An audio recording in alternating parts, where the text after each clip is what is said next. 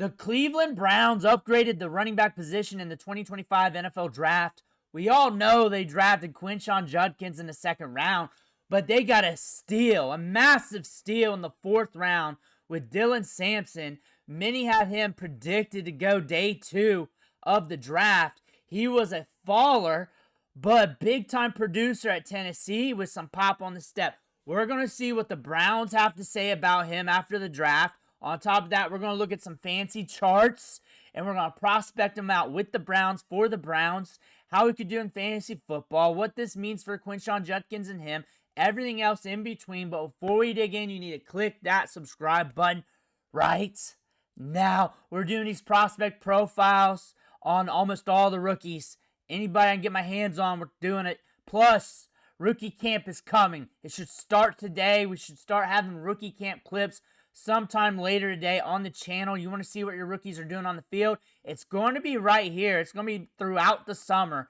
OTAs, mini camp, training camp, workouts, and then throughout the season. Click that subscribe button right now. Stop missing out. But the Browns got some good things to say. They're excited about getting Dylan Sampson. I bet you they did not think he was going to be there in the fourth round. And they took that discount and ran with it. They already had Judkins. They did not need to spend a fourth round pick on a running back. But Dylan Sampson being right there, they were going to do it. They were going to do it. And now they got one of the best backfields in the National Football League. Listen what they got to say. Starting with Dylan, someone we knew well from University of Tennessee, 20-year-old running back. Think he really complements our room nicely. Runs a really tough and physical style despite being a little bit undersized.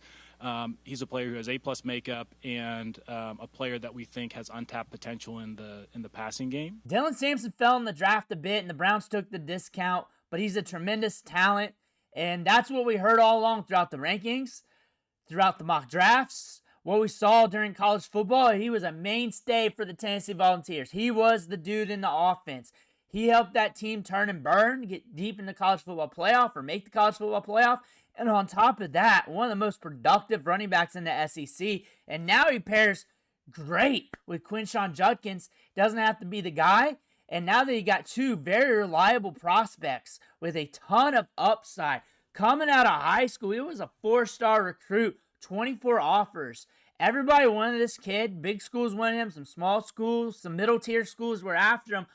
But this was a good prospect. He ran the 100s and the 10s, so he had some speed to burn. And then we get to Tennessee, we have a ramp up here in 2022. 2023, we take some more of the work. We're sharing the backfield with Jalen Wright. And then 2024, once Wright's gone, we become the dude. Almost 1,500 yards, 22 touchdowns, 20 balls caught. Good in space. Was killing it week in and week out in the SEC against tough competition. That's what we saw here. Vandy, Mississippi State, Kentucky, Alabama, Georgia, Florida. So against top-tier competition, good competition, compared to a lot of other running backs that did not get the opportunity to play against these schools or do well against these schools, he did. He did. And he showed up, and he did very well. 178 yards against Vandy, 142 against Kentucky, against Iowa, Big Ten, 133. This is a very good running back prospect with a lot of upside here. And there's a reason why he fell in the draft, but we're going to get to that soon. But he was one of the most productive running backs in college football last year. 8th in rushing yards, 258 rushing attempts. So imagine we just got more opportunities to carry the rock compared to some of the other running backs here listed. 3rd fewest rushing attempts on this list, if I'm reading this right. And yards after contact per attempt were always over 3. 3.6, 3.2, 4.5. Looking strong there. 70 missed tackles last year. And then yards after the catch per reception, 11.7, 11.5, 8.2. That's letting you know if he gets the ball in space, he has the potential to make you miss. And he has the potential to eat up chunks of yards because he's got an ADOT in the negatives, getting those targets behind the line of scrimmage. But behind the line of scrimmage with some space, he can get you some yards after the catch. He can definitely do so with that because of the speed, because of the explosiveness, the wiggle, and everything he has with his game. The reason why he fell in the draft more than likely was the hamstring issue. We couldn't work out. We had to do our pro day. The hamstring lingered throughout the draft season. We couldn't showcase what we could do against Ohio State. We can also hang our hat on that Tennessee could have been more competitive against Ohio State if Dylan Sampson could have played that full game. If Dylan Sampson could have played that full game against Ohio State, Tennessee would have been more competitive in that game. You wouldn't have had the freeze-out bowl. You wouldn't have had that. Sampson would at least made that game just look a little bit more better. I'm not going to say they won or win or anything like that, but he was the life source of that team. You look at Nico, I'm leaving, and now he already left.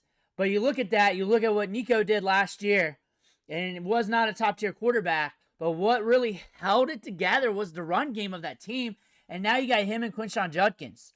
And to think that one team would land both these two running backs a month or so ago would have been laughable, but it happened. And you look at the hamstring injury, you put the pieces together, you connect the dots, you can definitely see why. And now you're looking at Dylan Sampson and Quinshon Judkins. You got an awesome committee. You got a committee that's top tier in the National Football League in terms of talent here, in terms of upside. Judkins, like the comparison says there, and I've been saying it, is their next Nick Chubb. He's going to be a cornerstone running back. And Dylan Sampson, he's going to be nasty.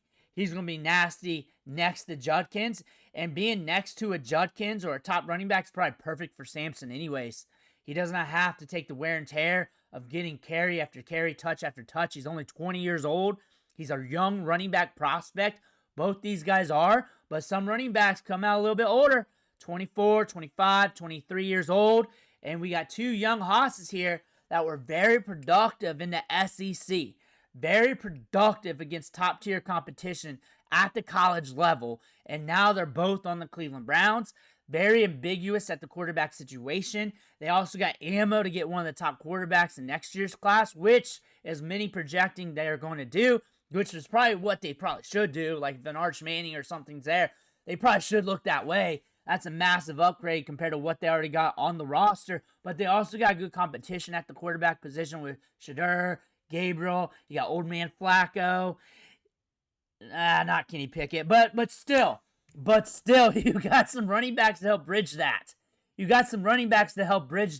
But that's a good thing to have. So if I'm a Browns fan and I'm looking at this backfield with these two young hosses and I'm just trying to get acquainted with them right now, realize you got your next Nick Chubb type of back with Quinshon Judkins, and somehow you pulled it off to get another top-tier talent out of this draft. Another top-tier running back in that Tier B range of the running back rankings in the 2025 NFL draft class. And the fact that you were able to go Tier A and Tier B and mash that together lets you know that you're going to have an effective backfield.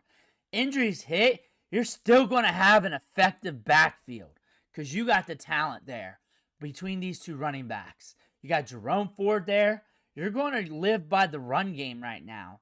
And that's going to get you by. And that's really going to help these quarterbacks. Whoever wins the battle, it's going to help them a lot. Judkins is going to handle the load. Sampson's going to get some opportunities. They're going to mix it up. It could be like 60-40. It could be 50-50, but more like 60-40, 70-30, something like that. But Sampson on a smaller workload is going to be damn efficient. Judkins can take touch after touch after touch, 221 pounds.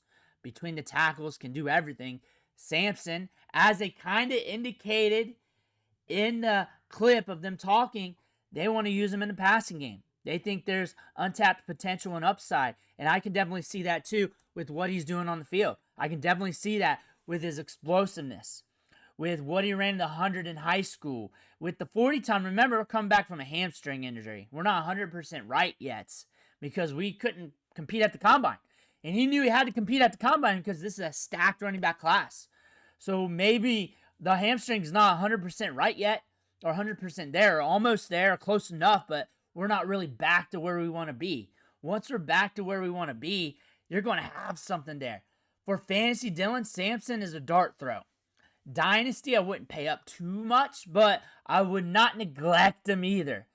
Talent over situation. I think he can still be viable in fantasy, just not top tier upside because Judkins is going to take that. Judkins is going to get a lot of opportunity. He's going to get a lot of touches between the tackles. He's going to be ultra reliable. Sampson's going to get the targets. He's going to get the work in the passing game. It might be a lower opportunity share, but it might be enough to get you by in some weeks too. He might be good enough to get you by considering the talent and considering they showed their hand. They're going to use the run game until they figure out the quarterback spot. They showed their hand.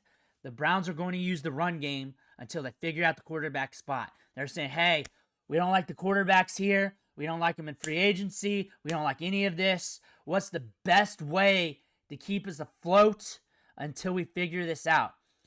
We rebuild the running back position. We get better at running back. They did. And it happened. And they got a massive discount on Sampson.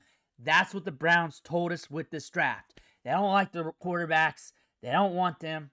They've taken values. They took the values.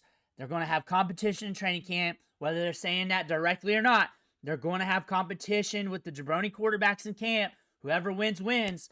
They're going to use the running backs as a bridge. If that quarterback that wins does well, then cool. If not, we got ammo for next year's class, which is loaded at the quarterback position. And Daniel Jeremiah stated that once they made that trade, like first thing off the rip, like he already knew. Like it was so quick off his tongue, like he already knew, and he was not releasing that information. Like that was there, that information was already had, that they were looking at the 2026 quarterback class already. Like they were already looking forward to that. That's why they kept passing on Shedeur till they couldn't anymore. That was one of the reasons. They're already looking at 2026, and I can't blame them. I can't blame them. It's loaded. They got a lot of talent there. And that's possibly what's going to happen. But now they got a good basket of competition here with quarterbacks. They're going to fleece it out, see what happens. But they're going to use that run game as a bridge. Both these two running backs, as that new quarterback's developing, they're going to use this run game as a bridge. They're going to get opportunities. Let me know what you think in the comments below. I want to hear about that. Make sure to hit that subscribe button on the way out. When they're watching, catch you on the next video.